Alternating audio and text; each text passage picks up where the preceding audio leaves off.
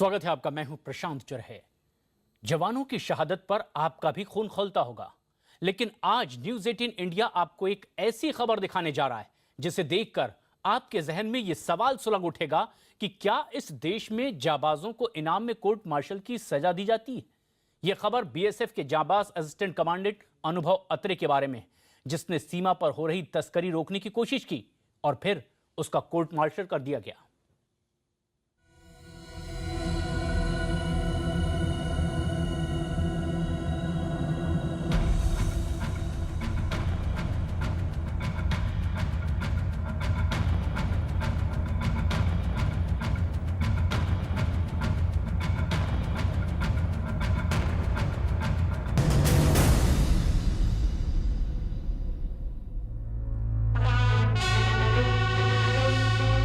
शौर्य और शान से लबरेज ये वो चेहरा है जिसे खुद बीएसएफ ने अपनी पहचान माना, जिसे दुनिया ने भारत के सुरक्षा चक्र के चेहरे के तौर पर देखा और जाना। नाम अनुभव अत्रे, बीएसएफ की 113वीं बटालियन के असिस्टेंट कमांडेंट।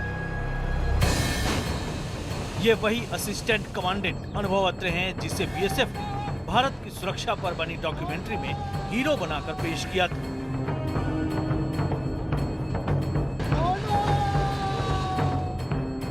डॉक्यूमेंट्री का नाम था India's first line of defence.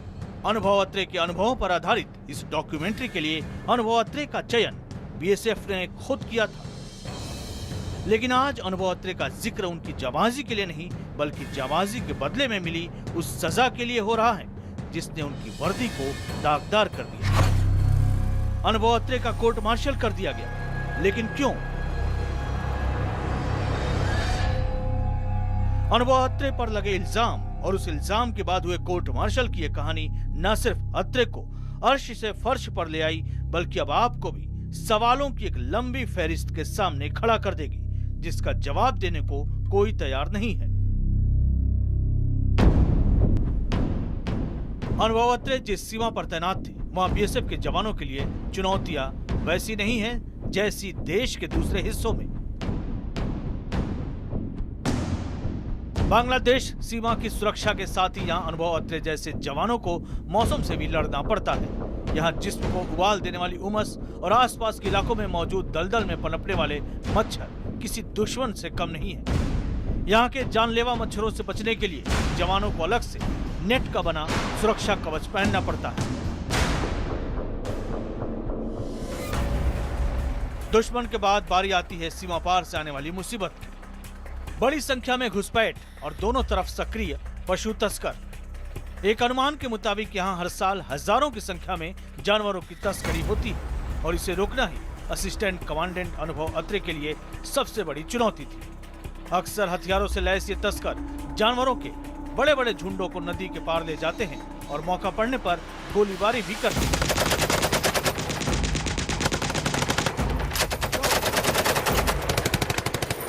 डेढ़ सौ, 200, 300 या 1000 की तादाद में कैटल को धक्का मार के पार कराने की कोशिश करते हैं और उसके पीछे क्रिमिनल 40, 50, 60 जो के शार्प वेपन से, फरसे से, भाले से, कुल्हाड़ी से लैस होते हैं। हालांकि बीएसएफ के पूर्व अधिकारी इस समस्या से छुटकारे की भी सलाह देते हैं। कैटल की तो डिमांड है बांग्लादेश में और कैटल हमारे यहाँ सरप्लस है, तो इस पॉलिसी को रिव्यू करना चाहिए कि क्या हम कैटल को ट्रेड कर सकते हैं, क्या हम उसको लीगलाइज कर सकते हैं। अनुभव अत्रे बतौर बीएसएफ की 113वीं बटालियन के कमांडेंट पश्चिम बंगाल के कृष्णगंज गांव की बानपुर चौकी पर तैनात थे। मामला 14 मई 2016 का है। बीएसएफ को खबर मिली कि भारत बांग्लादेश बॉर्डर पर सोने के तस्कर एक खेप पहुंचाने वाले हैं। अनुभव अत्रे अपनी टीम के साथ मौके पर पहुंच गए। चंद पलों में ही साफ हो गया कि तस्कर न सिर्फ बांग्लादेश की सीमा पार कर भारत में घुसने की फिराक में है, बल्कि वो हथियारों से लैस है। अंदाजा ये था कि तस्करों की तादाद 12 से 14 हो सकती है। अत्रे ने मोर्चा संभाला। उन्होंने चेतावनी देते हुए हवाई फायरिंग की। अत्रे की चेतावनी का तस्करों पर कोई असर न पड़ा और वो आगे बढ़ते गए। हालात को देखते हुए अनुभव ने सैनिक कार्रवाई की। फायरिंग हुई और एक गोली बांग्लादेशी तस्करों में से एक को लग गई, जिसकी बाद में मौत हो गई। और यहीं से बीएसएफ के कमांडेंट अनुभव अत्रे को जिंदगी के वो अनुभव हुए जो उन्होंने कभी सपने में भी नहीं सोचे होंगे। एक जवान जो पूरी ईमानदारी के साथ अपनी ड्यूटी कर रहा था, उसकी नीयत पर सवाल खड़े होने लगे। नेतृत्व को ये देखना पड़ता है कि आदमी की नीयत क्या थी। अगर नीयत सही थी, इरादा सही था, तो फिर उसको डिफेंड किया जाना चाहिए, चाहे उससे कितनी भी बड़ी गलती हो गई हो। पर अगर उसकी नीयत ख़राब है, वो दुष्ट आदमी है, पहले का उसका इतिहास भी इसी तरह का है, तो फिर ठीक है, उसको नहीं बख्शना चाहिए और उसको उसके किए की सज़ा ज़रूर मिलनी चाहिए।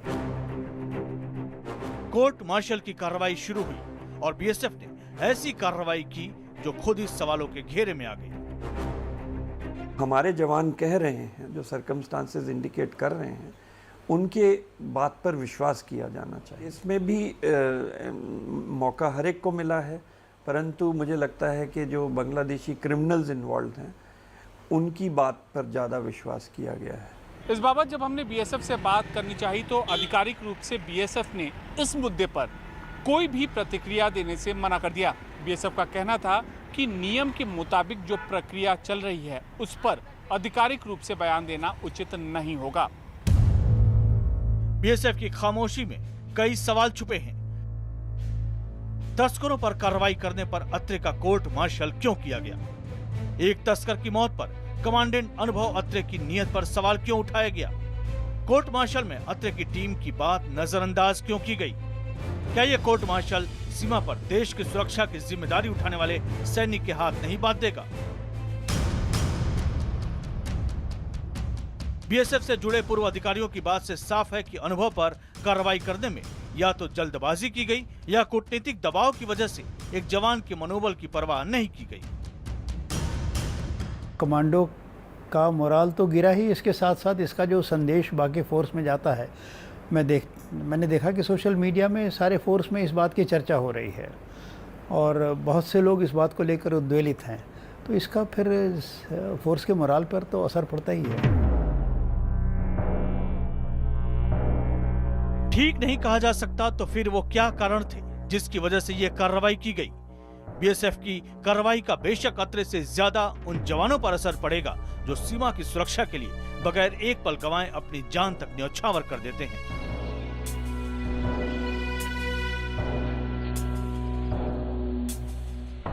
इसमें जो ऑफिसर के दिमाग पर इतने दिनों से ये कार्रवाई होने की वजह से काफ़ी प्रेशर उसके दिमाग पर होगा। जो ग्राउंड पे काम करती है और जो जवान हैं, उनके जो मेंटल आउटलुक में फ़र्क पड़ेगा, क्योंकि उससे उनमें एक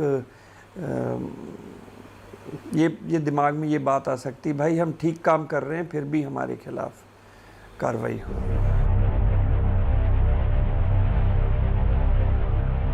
सीमा सुरक्षा बल के जवान अपनी ट्रेनिंग पूरी कर एक शपथ लेते हैं जिसमें किसी भी हालात में अपने साथियों का साथ ना छोड़ने की कसम उठाकर अंतिम पग पर कदम रखा जाता है। लेकिन आज उस शपथ को बीएसएफ के अधिकारियों को एक बार फिर याद करने की जरूरत है। सवाल ये उठता है कि इतनी जल्दबाजी क्यों दिखाई गई। सवाल ये उठता है कि किस तरीके से आला नेतृत्व ने जो ये कार्रवाई की, ऐसे में जो लाखों जवान इस फोर्स के हमारे देश की सीमा पर तैनात हैं, उनके मनोबल पर क्या असर पड़ेगा, ये सोचना होगा इस फोर्स के आला अधिकारियों को और देश के नेताओं को। कैमरा पर्सन नसीब सिंह के साथ अमित पांडे, दिल्ली, न्यूज़ 18 इंडिया।